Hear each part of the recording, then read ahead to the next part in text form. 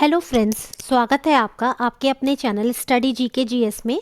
देखिए, जैसा कि आप सभी लोग जानते हैं, घटना चक्र की जो ये सीरीज़ है जिसमें मैं उत्तर प्रदेश शिक्षा सेवा चयन आयोग द्वारा आयोजित असिस्टेंट प्रोफेसर की आपकी जो परीक्षा होने वाली है उसमें आपका जो भी स्टडी मटेरियल है या जो भी आपका सामान्य ज्ञान से संबंधित अध्ययन सामग्री है उसका मैं टॉपिक वाइज, विषयवार, यूनिट वाइज सारा सिलेबस कवर करा रही हूँ। तो आइए अब हम अपने नेक्स्ट वीडियो की तरफ चलते हैं। देखिए, यहाँ हम देखेंगे भारत के भौगोलिक उपनाम, यानी कि जो भारत के भौगोलिक उपनाम हैं वो क्या क्या हैं। तो देखिए, जैसा कि आप सभी लोग देख सकते हैं, भारत का ये जो शहर है श्रीनगर, इसे हम क्या कहते हैं? इसे कहते हैं झीलों का नगर। नेक्स्ट है रेलियो, यानी रैलियों का नगर, ये किसे कहते हैं? नई दिल्ली को।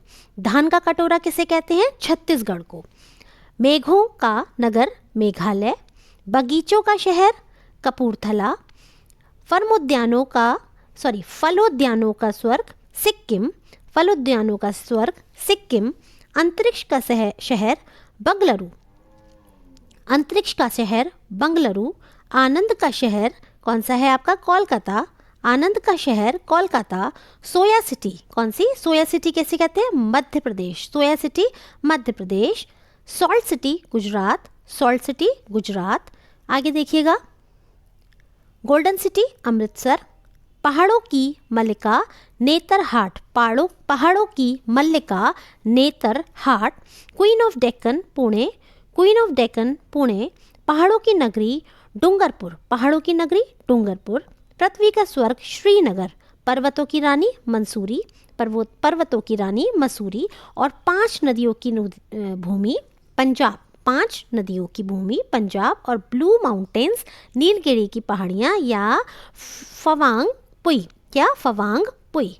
ब्लू माउंटेन्स नीलगिरी की पहाड़ियाँ या इसको बोल सकते हैं फवांग पुई। आगे देखिएगा, भारत की प्रमुख झीलें और जल प्रपात। अब हम इनके बारे में देखेंगे कि भारत में कौन कौन सी प्रमुख झीलें हैं एवं कौन कौन से जल प्रपात हैं। आइए शुरुआत करते हैं। जल से भरे हुए प्राकृतिक गर्त को क्या कहते हैं? झील कहते हैं। ठीक है, जल से भरे हुए प्राकृतिक गर्त को हम कहते हैं झील। ठीक, नेक्स्ट देखिएगा, समुद्र से पृथक होकर तटीय क्षेत्र में निर्मित छिछले खारे पानी की झीलें लैगून झीलें कहलाती हैं। क्या कहलाती हैं? लैगून झीलें। देखिए, जैसा कि मैंने आपको बताया था कि मान लीजिए ये आपका प्रायद्वीपीय भारत है और आप देखिएगा यहाँ पे इस तरीके से, ये जो मैं आपको दिखा रही हूँ, जो मैं रेड कलर से मैंने फिल करा है, ये मैं आपको दिखाने की कोशिश कर रही हूँ कि मान लीजिए यहाँ पे कोई इस तरीके से, ये आप देख सकते हैं ज़मीन का टुकड़ा है जो एक तरह से लगभग बंद सा है और इसमें समुद्र का कुछ पानी इस गड्ढे में, गहरे गड्ढे में घुस जाता है। तो उसके फलस्वरूप क्या होता है कि यहाँ पर जो खारा पानी होता है वो इकट्ठा हो जाता है, और जब वो इकट्ठा हो जाता है तो वही आपका क्या कहलाता है? लैगून झील कहलाता है। ठीक है, तो इस तरीके से आप जानते ही होंगे कि उड़ीसा में भी एक झील है जो कि लैगून झील है। क्या नाम है? क्या आप उसे बता सकते हैं? तो वो है आपकी चिल्का झील। आगे देखिएगा, पेरियार झील। कौन सी? पेरियार झील एक कृत्रिम झील है। यह पेरियार नदी से जल प्राप्त करती है। आगे देखिएगा, अष्टमुडी झील। कौन सी? अष्टमुडी झील केरल की पश्च जल लैगून झील है जो समुद्र की ओर खुलती है। कहाँ की तरफ खुलती है? समुद्र की ओर खुलती है। कौन सी झील? अष्टमुडी झील, जो कि केरल जो राज्य है उसकी पश्च जल लैगून झील है। मणिपुर में स्थित लोकटक झील। कौन सी? लोकटक झील पूर्वोत्तर भारत की मीठे पानी की सबसे बड़ी झील है। लेकिन ये कहाँ की है? पूर्वोत्तर भारत की। कितने राज्य आते हैं पूर्वोत्तर भारत में? कमेंट करके बताइएगा। 7 सिस्टर्स में कौन सा ऐसा स्टेट है जो इंक्लूडेड नहीं है वो आपका पूर्वोत्तर की तरफ ही, लेकिन कौन सा है बताइएगा। चलिए, और मैं एक हिंट दे देती हूँ, वो जो आपका स्टेट है उससे 3 तरफ से अंतर्राष्ट्रीय सीमाएं हमारी टच हो रही हैं। चलिए बताइए, लोकटक झील में केबुल लामजाओ नामक तैरता हुआ राष्ट्रीय पार्क है। कौन सी? लोकटक झील में केबुल लामजाओ तैरता हुआ क्या है? राष्ट्रीय पार्क है।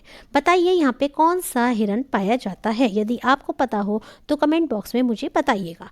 नेक्स्ट देखिए, डिडवाना। कौन सी? डिडवाना और उदय सागर झीलें, ये कहाँ पर है आपकी? राजस्थान में। और कोलेरो झील, ये कहाँ पर है आपकी? आंध्र प्रदेश में।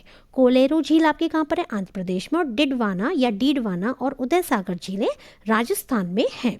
फुलहर झील, बताइए फुलहर झील का नाम सुना है? कौन सी नदी निकलती है? गोमती नदी निकलती है फुलहर झील से, है ना। अब देखिए ये क्या कह रहे हैं इसके बारे में, पीलीभीत ज़िले उत्तर प्रदेश के माधो टांडा के पास स्थित है ना। पीलीभीत ज़िले में जो माधो टांडा है उसके बाद क्या है? फुलहर झील। और इसके पास इससे क्या निकलती है आपकी? इससे आपकी निकलती है गोमती नदी। देखिए आ गई गोमती नदी की उत्पत्ति। आगे देखिएगा, जो हमारा नेक्स्ट पॉइंट है उसे अब हम देखते हैं। देखिए, भारत की सबसे बड़ी खारे पानी की झील कौन सी है? सांभर झील है। कौन सी झील है? सांभर झील है भारत की सबसे बड़ी खारे पानी की झील, है ना। ये अंतर्देशीय है और राजस्थान में है ये, ठीक। सबसे बड़ी खारे पानी की। भारत में सबसे बड़ी मीठे पानी की झील कहाँ पर है और कौन सी है? वुलर झील है। और कहाँ पर है ये आपकी? जम्मू और कश्मीर में। आगे देखिए, तुलवुल झील कहाँ पे है? या तुलवुल परियोजना झेलम नदी पे। झेलम नदी बताइए कहाँ पर है? तो ये आपका जम्मू एंड कश्मीर में है, ठीक। आगे देखिए, भारत की सबसे बड़ी कृत्रिम झील कौन सी है? गोविंद वल्लभ पंत, गोविंद वल्लभ पंत सागर। ये कहाँ पर है आपका? तो ये आपका सोन की जो सहायक नदी है ना, कौन सी? रिहंद नदी। रिहंद नदी उस पर उस पर जो बांध बनाया गया है उससे ही ये बनी है। कौन सी? गोविंद वल्लभ पंत सागर, ठीक है। तो देखिए ये एक कृत्रिम झील है। अच्छा बताइए, जो सोन नदी का नाम आया है ये किसकी ट्रिब्यूटरी है, यानी किसकी सहायक नदी है? चलिए मैं ऑप्शन भी दे देती हूँ, गंगा की या यमुना की। चलिए आप बताइएगा। और एक और चीज़ मुझे बता दीजिए कि ये गंगा में मिलती है या यमुना में मिलती है और किस तरफ से मिलती है? बाईं तरफ से या दाईं तरफ से? यदि आपको पता हो तो बताइएगा और नहीं पता तो गूगल करके बताइए। चलिए नेक्स्ट देखिए, भारत की सबसे ऊंचाई पर स्थित गुरु डोंगमर झील, कौन सी? गुरु डोंगमर झील किस राज्य में? सिक्किम में। तिस्ता नदी, इसका उद्गम कहाँ से होता है? चोलामू झील से। तिस्ता नदी, चोलामू झील। अच्छा, तिस्ता नदी जल विवाद बताइए किन किन 2 देशों के बीच में है? मैंने आपको अभी अपनी वीडियो में कराया था, आपको ध्यान आया हो तो कमेंट बॉक्स में लिखिएगा, और यदि नहीं आया है तो मैं आपको बता देती हूँ। बीबी, किसमें? BB means Bharat and Bangladesh. Bharat and Bangladesh. Next देखिए, लोनार झील, ये कहाँ पर है? महाराष्ट्र में, और ये आपके बुल्डाना ज़िले में है, ठीक है। बुल्डाना ज़िले में है। आगे देखिए, ये कैसे बनी है? उल्का पिंड के गिरने से बनी है। मान लीजिए ये आपकी पृथ्वी है और यहाँ से कोई उल्का पिंड आके मान लीजिए टकरा गया, हिट कर गया, तो यहाँ पर एक बहुत बड़ा सा गहरा गड्ढा हो गया, है ना। और इसमें धीरे धीरे समय के साथ क्या हो गया? पानी भर गया। तो ये आपका क्या है? लोनार झील, है ना। लोनार नाम है इसका। और ये कहाँ पर है आपका? ये है आपकी महाराष्ट्र में, है ना, बुल्डाना में। और ये आपकी उल्का पिंड के गिरने से बनी है। उकाई झील, ये किस नदी पर है? ये आपकी ताप्ती नदी पर बनी है, और ये एक मानव निर्मित झील है। और ताप्ती नदी कहाँ पर है बताइए? गुजरात में, ठीक। आपकी गुजरात में क्या है? ताप्ती नदी। आगे देखिए, गांधी सागर, है ना, ये आपका कहाँ है? मध्य प्रदेश में। राणा प्रताप सागर और जवाहर सागर, ये आपका कहाँ है? चंबल नदी पे। तो देखिए, गांधी सागर गांधी जी, राणा प्रताप और जवाहरलाल नेहरू जी, ऐसे कोरिलेट कर लीजिए थोड़ा सा कि तीनों ही महान महापुरुष हैं या महान लोग हैं। तो ये किस नदी पर है? क्या? चंबल नदी पर क्या बना है? इनका बांध बना है, ठीक है, इन तीनों। चलिए आगे देखते हैं। मतलब गांधी सागर और राणा प्रताप सागर और जवाहर सागर चंबल नदी पर स्थित बांध है। ये तीनों क्या है? बांध हैं। किस नदी पर है? चंबल नदी पर, ऐसे ध्यान रखिए। अगला देखिए, नागार्जुन सागर बांध, ये किस नदी पर है? कृष्णा नदी पर, और ये कहाँ पर है? आंध्र प्रदेश और तेलंगाना में, ठीक, स्थित है। आगे देखिए, निजाम सागर बांध, ये कहाँ पर है? मंजीरा नदी पर, तेलंगाना में। फिर देखिए, तुंगभद्रा झील, ये कहाँ पर है? तुंगभद्रा नदी पर, और ये मानव निर्मित झील है। बताइए तुंगभद्रा नदी किस राज्य में बहती है? अगला देखिए हुसैन सागर झील, ये कहाँ पर है? हैदराबाद और सिकंदराबाद के बीच में, हैदराबाद और सिकंदराबाद के बीच में। इन दोनों को क्या कहा जाता है? इन दोनों को जुड़वा नगर कहा जाता है, कल मैंने आपको बताया था। पश्चिमी तट पर स्थित बेम्बानाद झील, ये कौन से राज्य में? केरल में। और ये क्या है? एक लैगून झील है। और कौन से तट पे है ये? पश्चिमी तट। देखिए आपके जो पश्चिमी तट हैं, ये देखिए भारत की अवस्थिति है, तो ये जो आपके पश्चिमी तट हैं तो ये इधर कहीं स्थित है ना। और ये लैगून झील है और ये आपकी केरल राज्य में है। भारत की दूसरी सबसे बड़ी लैगून झील कौन सी है? पूर्वी तट की पुलिकट झील, पूर्वी तट की पुलिकट झील, ठीक है, पूर्वी तट पे है पुलिकट झील है ना। और ये पुलिकट कहाँ पे? आपका आंध्र प्रदेश में है, ठीक, आंध्र प्रदेश में। नेक्स्ट देखिए पुलिकट झील आंध्र प्रदेश और तमिलनाडु राज्यों की सीमा पर स्थित खारे पानी की लैगून झील है। आगे देखिए बैरियर टापू, इसका नाम श्रीहरिकोटा है। किसका? बैरियर टापू का। बैरियर टापू श्रीहरिकोटा का दूसरा नाम है और ये पुलिकट झील और बंगाल की खाड़ी को सेपरेट करता है, अलग अलग करता है। बैरियर लगा दो किन दोनों के बीच में? पुलिकट झील और बंगाल की खाड़ी के बीच में। श्रीहरिकोटा पर सतीश धवन अंतरिक्ष केंद्र है। बताइए यहाँ से अंतरिक्ष के लिए क्या छोड़े जाते हैं? बताइए यदि आपको पता है तो। श्रीहरिकोटा से पुलिकट झील के पश्चिमी हिस्से में बंकिंगम नहर स्थित है। कौन सी नहर? बंकिंगम। कर्नाटक राज्य में स्थित कुंचिकल प्रपात जिसकी ऊंचाई कितनी है? 400 से 800 फीट, ठीक है। विश्व जलप्रपात डेटाबेस की वर्तमान स्थिति के अनुसार भारत का सबसे ऊंचा जलप्रपात कौन सा है? नोहकाली कई। कौन सा? नोहकाली कई, जो कि कहाँ पर है? मेघालय में है। और इसकी ऊंचाई कितनी है? 340 मीटर, 340 मीटर। आगे देखिएगा भारत का प्रमुख जलप्रपात कौन सा है? गोरसप्पा या जोग। कौन सा? गोरसप्पा या जोग जलप्रपात या महात्मा गांधी जलप्रपात, ठीक। चलिए और ये कहाँ पर है? बताइए। ये आपका कर्नाटका में है, कर्नाटका, ठीक है। चलिए जोग जलप्रपात शरावती नदी पर स्थित है। हुंड्रू जलप्रपात कहाँ पर है? रांची में। और ये स्वर्ण रेखा नदी पर स्थित है। बताइए स्वर्ण रेखा नदी के किनारे कौन सा शहर आपका बसा हुआ है? यदि आपको पता है तो बताइए।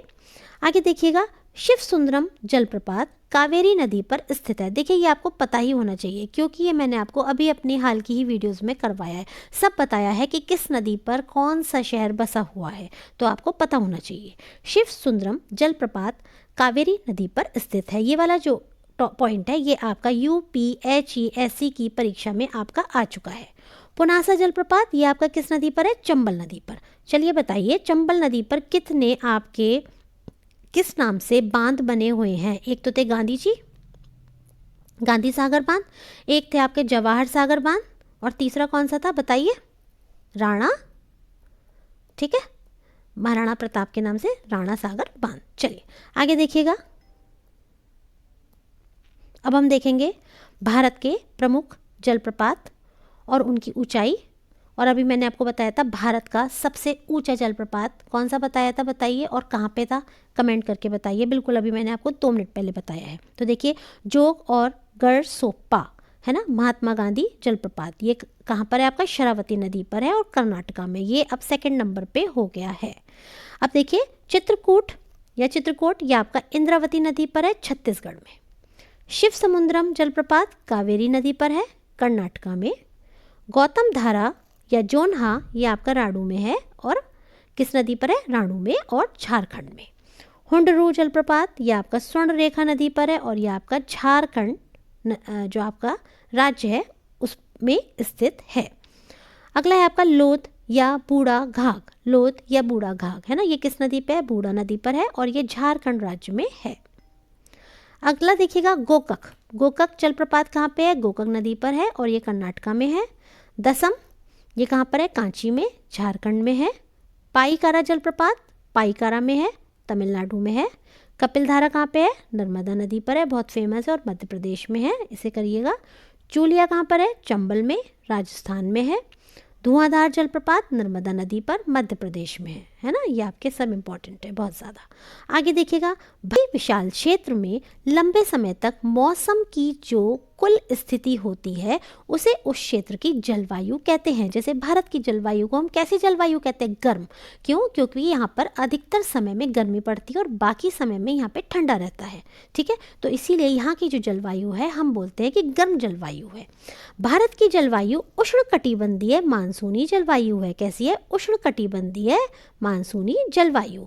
किसी स्थान विशेष पर थोड़े समय की, एक दिन या एक सप्ताह वायुमंडल की स्थिति को क्या कहते हैं? मौसम। जैसे हम कहते हैं ना आज मौसम बहुत अच्छा हो रहा है ना, बारिश का मौसम बहुत अच्छा होता है, तो ये क्या होता है? कुछ दिनों की या कुछ एक आध सप्ताह की जो स्थिति है उसको हम मौसम कहते हैं, है ना। ये क्या होता है? आपका पल पल बदल सकता है ना। अभी धूप है, अभी ठंड हो गई, मान लीजिए अभी धूप निकल रही है बहुत तेज और अभी क्या है, धूप बादलों में छुप गया, तो क्या होगा आपकी, जैसे सूरज बादलों में छुप गया तो ठंडी हो जाएगी, ठीक है। आगे देखते हैं, भारत में मौसम संबंधी सेवा कब से आरंभ की गई? तो ये आपकी आरंभ की गई 1875 ईस्वी से। आगे देखिए, भारत में मौसम विभाग का मुख्यालय कहाँ पर है? कलकत्ता में था, जिसे पहले शिमला और फिर पुणे और अब लास्ट में नई दिल्ली में लाया गया। कलकत्ता, फिर शिमला, फिर पुणे और लास्ट में नई दिल्ली में लाया गया। अब भारत के मौसम संबंधी मानचित्र नई दिल्ली से प्रकाशित होते हैं। कहाँ से प्रकाशित होते हैं? नई दिल्ली से, ठीक है, क्योंकि यहीं पर मौसम का आपका मौसम विभाग का कार्यालय है। आगे देखिएगा, भारतीय जलवायु को प्रभावित करने वाले कारक कौन कौन से हैं? तो देखिए, अक्षांशीय स्थिति, देखिए अक्षांशीय स्थिति, उच्चावच, मानसूनी पवनें, समुद्र से दूरी, ये आपके भारतीय जलवायु को प्रभावित करने वाले कारक हैं। आगे देखिए, अक्षांशीय स्थिति क्या है? मतलब आपका जो हम जानते हैं ना लॉन्गिट्यूड लैटिट्यूड, तो किस लैटिट्यूड पे कौन सा आपका सिटी आएगा या कौन सा स्टेट आएगा, तो उसी हिसाब से वहाँ का टेम्परेचर होता है। हम सभी जानते हैं हमारा जो भारत देश है उसके बीचों बीच में से कर्क रेखा निकलती है, तो कर्क रेखा पर जितने भी आपके सिटी पड़ेंगे या नगर पड़ेंगे, शहर पड़ेंगे, वो तुलनात्मक रूप से ज़्यादा गर्म होंगे, है ना। और जितना आप दक्षिण की तरफ बढ़ते जाएंगे वो उतनी ज़्यादा वहाँ पे आप देखिएगा गर्मी और बढ़ती चली जाएगी। क्यों? क्योंकि हम 0 डिग्री रेखा की तरफ धीरे धीरे बढ़ते चले जाते हैं, ठीक है। इसी तरह से आपका उच्चावच है या मानसूनी पवनें हैं या समुद्र हैं, ये सभी भारत की जलवायु को प्रभावित करते हैं। आगे देखिए, दक्षिण भारत के भूमध्य रेखा से अधिक निकट होने के कारण यहाँ क्या होता है? वर्ष भर गर्म जलवायु पाई जाती है। उत्तरी भारत कर्क रेखा के उत्तर में स्थित है ना, इसी वजह से यहाँ पर क्या है? शीत ऋतु में ठंडा और ग्रीष्म ऋतु में गर्म रहता है। देखिए ये जैसे आपका भारत है ना, तो देखिए मैंने आपको पहले भी बताया है, इस तरीके से यहाँ पर जो है आपके लगभग बीच में से ही कर्क रेखा निकलती है और यहाँ पे आपके क्या है? मान लीजिए भूमध्य रेखा है ना, 0 डिग्री रेखा, ठीक है। तो आपकी जो कर्क रेखा है 23.5 डिग्री उत्तर में स्थित है ना। तो यहाँ पर जितने भी राज्य यहाँ पे पड़ेंगे ये गर्म है ना, और जितना आप नीचे जाते जाएंगे उतना ज़्यादा और गर्म है। क्यों? क्योंकि हम इक्वेटर की तरफ मूव करते हैं और उत्तर भारत यानी ऊपर जितना हम मूव करेंगे वहाँ धीरे धीरे उतनी ही हमें ठंड मिलती जाएगी, ठंडक बढ़ती चली जाएगी, क्योंकि हम इक्वेटर से दूर होते चले जाते हैं। आगे देखिएगा आप, उत्तर में हिमालय पर्वत की उपस्थिति के कारण मध्य एशिया से आने वाली शीतल हवाएं भारत में नहीं आ पाती हैं, है ना। उत्तर में हिमालय पर्वत है, मैंने आपको बताया है ना, जो हमारा उत्तर में आपका ये जो हिमालय पर्वत है, देखिए ये जैसे आपका, तो यहाँ पे आपका हिमालय या आपके सब पहाड़ पर्वत हैं, तो इस वजह से जो इधर से आपकी जो भी ठंडी हवाएं आती हैं मध्य एशिया से, वो आपकी हिमालय से टकराकर वहीं रुक जाती हैं और इस वजह से यहाँ पर तुलनात्मक रूप से इतना ठंडा नहीं होता है जितना हिमालय पार होता है। आगे देखिएगा, प्रत्येक 165 मीटर की ऊंचाई पर 1 डिग्री तापमान कम हो जाता है। यानी यदि हम 165 मीटर ऊंचा जाते हैं पृथ्वी से, धरातल से, तो क्या होता है? 1 डिग्री सेंटीग्रेड तापमान कम हो जाता है। यही कारण है कि एक ही अक्षांश में स्थित होने पर भी पर्वतीय और मैदानी भागों के तापमान में अंतर होता है। मान लीजिए ये आपका अक्षांश है अब देखिए यहाँ पे मान लीजिए सपोज करिए कि आपका है 23 डिग्री अक्षांश, है ना, कर्क रेखा है मान लीजिए, ठीक है। अब देखिए कर्क रेखा पे क्या है, यहाँ पे हो सकता है कोई पहाड़ी स्थान हो और कोई हो सकता है प्लेन हो। तो प्लेन पे ज़्यादा गर्मी होगी या पहाड़ों पे, तो देखिए प्लेन पे ज़्यादा गर्मी होगी और पहाड़ पे क्योंकि ऊंचाई हो गई है ना, तो इस वजह से क्या होगा, यहाँ पे जो है ठंडक पाई जाएगी, क्योंकि जैसे जैसे आप प्रति 165 मीटर ऊपर चढ़ते चले जाएंगे वैसे वैसे 1 डिग्री जो आपका तापमान है वो क्या होगा, कम होता चला जाएगा। आगे देखिए, हिमालय मानसूनी पवनों को रोककर क्या करते हैं, वर्षा करता है, जिससे जलवायु में परिवर्तन होता है। ठीक है, हिमालय मानसूनी पवनों को रोक के, देखिए जैसे आपके हिमालय हैं, अब देखिए आपको पता है ना केरल राज्य ऐसा है जहाँ से सबसे पहले आपका मानसून एंटर करता है और जब ये आगे बढ़ता है और इस तरह से आगे बढ़ के हिमालय से टकरा कर ये आपका वापस लौट जाता है, तो उससे क्या होता है, फिर बारिश होती है ना। और अगर ये हिमालय ना होते तो ये जो आपकी मानसूनी पवनें हैं ये आगे बढ़ जाती, तो बारिश फिर भारत में नहीं पड़ती या बहुत कम पड़ती, जबकि हिमालय होने से यही आपकी मानसूनी पवनें जो हैं ये रुक जाती हैं और जिसके कारण भारत में अच्छी खासी वर्षा आपकी होती है। आगे देखिए, ग्रीष्मकालीन मानसून को दक्षिण पश्चिमी मानसून तथा शरद एवं शीतकालीन मानसून को उत्तर पूर्वी मानसून कहते हैं। जो आपका, अब देखिएगा, जो क्षेत्र समुद्र के निकट हैं वहाँ सम जलवायु है। सम मतलब ना ज़्यादा गर्मी ना ज़्यादा ठंडी, और जो क्षेत्र दूर हैं समुद्र से वहाँ क्या है, विषम जलवायु, यानी ठंड भी ज़्यादा पड़ेगी और गर्मी भी ज़्यादा पड़ेगी। मानसूनी पवनों द्वारा समय समय पर अपनी दिशा पूर्णतः बदल लेने के कारण भारत में 4 ऋतुएं पाई जाती हैं, शीत ऋतु, ग्रीष्म ऋतु, वर्षा ऋतु, शरद ऋतु। शीत ऋतु कब से कब तक है, ठंड की ऋतु 16 से 15 मार्च तक। फिर 16 मार्च से 15 जून तक क्या है, ग्रीष्म ऋतु, और 16 जून से 15 सितंबर तक है वर्षा ऋतु, और लास्ट है आपकी 16 सितंबर से 15 सितंबर तक आपकी शरद ऋतु।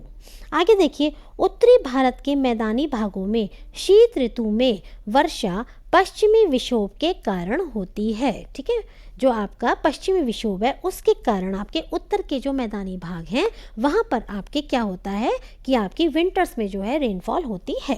तमिलनाडु के तटों पर शरद एवं शीतकाल में वर्षा लौटते हुए मानसून के कारण होती है। जो मानसून केरल से स्टार्ट होके पहाड़ों से, हिमालय पहाड़ों आदि से टकराकर जब ये आपका वापस आता है इस तरीके से, तो फिर ये कहाँ पर वर्षा करता है, ये आपका जो तमिलनाडु है वहाँ पर आपकी शरद और शीतकाल में वर्षा लौटते हुए मानसून के कारण होती है।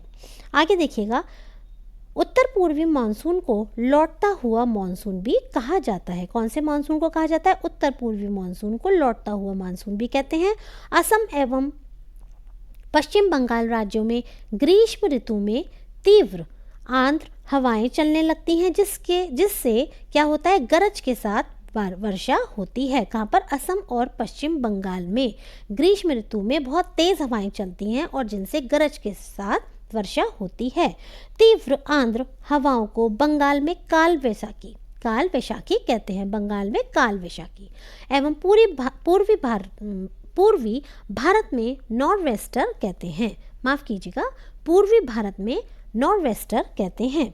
दक्षिण एवं कर्नाटक एवं दक्षिण भारत में तीव्र आंध्र हवाओं को चेरी ब्लॉसम वर्षा कहते हैं। कहाँ पे, कर्नाटका या दक्षिण भारत में।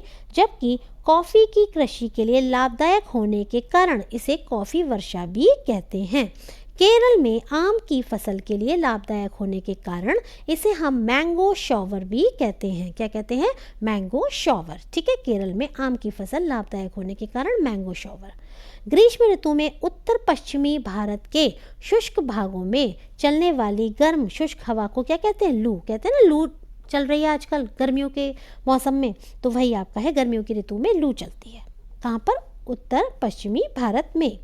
भारत की प्रायद्वीपीय आकृति के कारण दक्षिण पश्चिम का मॉनसून 2 शाखाओं में विभाजित हो जाता है। पहला आपका अरब सागर शाखा तथा बंगाल की खाड़ी शाखा, है ना। किस वजह से, क्योंकि जो भारत की जो आपकी प्रायद्वीपीय आकृति है इस तरीके की, है ना, इसकी वजह से क्या होता है, आपका जो मानसून है 2 भागों में विभाजित हो जाता है, अरब सागर शाखा और आपका बंगाल की खाड़ी। देखिए अरब सागर इधर की साइड है पश्चिम की तरफ और पूर्व की तरफ आपकी बंगाल की खाड़ी है। अरब सागर शाखा का मानसून अरब सागर शाखा का मानसून सबसे पहले जून के प्रथम सप्ताह में भारत के केरल राज्य में आता है। मैंने आपको भी बताया था इस तरीके से। ठीक है, आगे देखिएगा। केरल राज्य में यह मानसून पश्चिमी घाट पर्वत से टकराकर केरल के तटों पर वर्षा करता है। कहाँ पर वर्षा करता है? केरल के तटों पर वर्षा करता है, क्योंकि ये जो यहाँ पर जो पहाड़ हैं पश्चिमी घाट पर्वत, उनसे। इसे मानसून प्रस्फोट या मॉनसून ब्रस्ट कहते हैं। क्या कहते हैं? मानसून प्रस्फोट या मॉनसून ब्रस्ट कहते हैं, बर्स्ट कहते हैं। ठीक है, आगे देखिएगा। केरल से होता हुआ मॉनसून 10 जून तक मुंबई होते हुए 15 जून तक संपूर्ण भारतीय उपमहाद्वीप को प्रभावित करता है। बंगाल की खाड़ी से आने वाली हवाएं दक्षिण पश्चिम मॉनसून शाखा गारो, खासी एवं जयंतिया पहाड़ियों पर अधिक वर्षा लाती है। कौन सी? गारो, खासी, जयंतिया। इन पहाड़ियों पर अधिक वर्षा कहाँ से होती है? जो बंगाल की खाड़ी से आपकी जो हवाएं चलती हैं इनसे, है ना। तो आपका ये जो है गारो, खासी, जयंतिया, ये कहाँ पर है? ये आपकी पहाड़ियाँ हैं और ये है आपकी मेघालय राज्य में। ठीक है, मेघालय राज्य में। चलिए, अच्छा ये बताइए, मेघालय की कैपिटल का क्या नाम है? मेघालय की कैपिटल का क्या नाम है? देखिए, अगर आपको याद ना होती हो, ध्यान ना आपको रह पाता हो, तो मैं आपको बताती हूँ। उसकी बहुत आसान सी ट्रिक है ध्यान रखने की। देखिए, जब मेघ आती है तो क्या होता है? बारिश होती है ना। तो मेघ आते हैं, बारिश होती है, तो हम क्या करते हैं? लौंग की चाय पीते हैं ना, अदरक, इलायची, लौंग की। तो इसलिए मेघालय की राजधानी कौन सी है? शिलोंग। शिलोंग वर्ड पकड़िए, लौंग। तो इसी से आप ध्यान रखिए, मेघालय, शिलोंग। ठीक, चलिए आगे बढ़ते हैं। बंगाल की खाड़ी से आने वाली हवाएं दक्षिण पश्चिम मानसून शाखा, अच्छा ये मैं बता चुकी हूँ आपको। नेक्स्ट देखिएगा। दक्षिण पश्चिम मानसून से मासिनराम यानी मेघालय में विश्व में सर्वाधिक वर्षा प्राप्त करने वाला स्थान है। कौन सा? मासिनराम। और पहले कौन सा था मासिनराम की जगह? क्या आप बता सकते हैं मुझे? कौन सा था? चेरापूंजी। चेरापूंजी। अब वर्तमान में कौन सा है? मासिनराम। भारत में सबसे कम वर्षा प्राप्त करने वाला स्थान कौन सा है? लेह। लेह कहाँ पर है? लद्दाख में, है ना।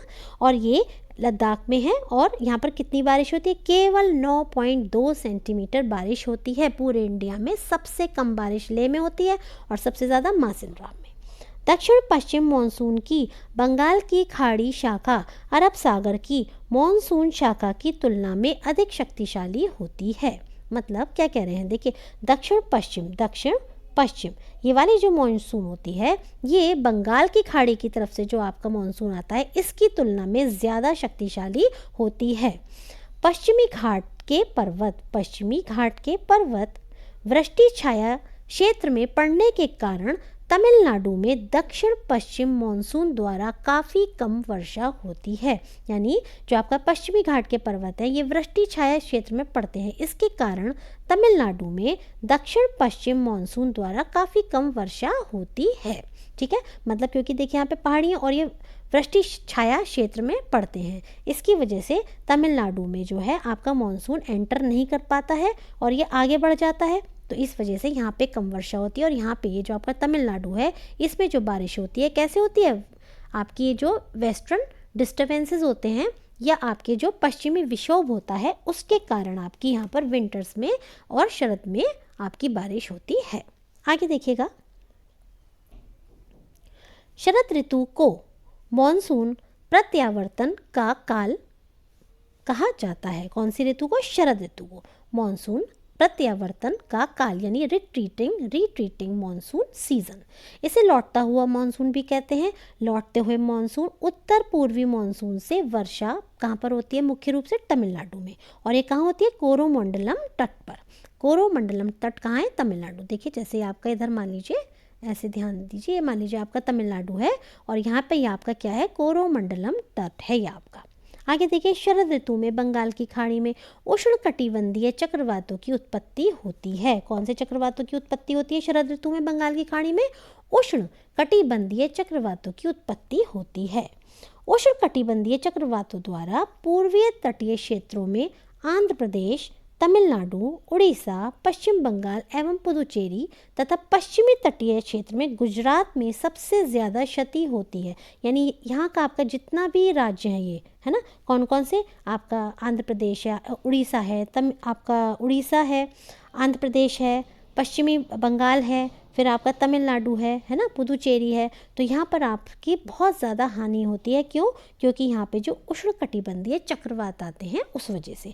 और आपके उसके बाद गुजरात जो है ना, पश्चिमी, अगर हम पश्चिम में बात करेंगे तो कहाँ पे होती है? गुजरात में। ठीक है, इस तरीके से जो गुजरात है आपका, यहाँ पे बहुत ज़्यादा हानि होती है इन चक्रवातों के कारण।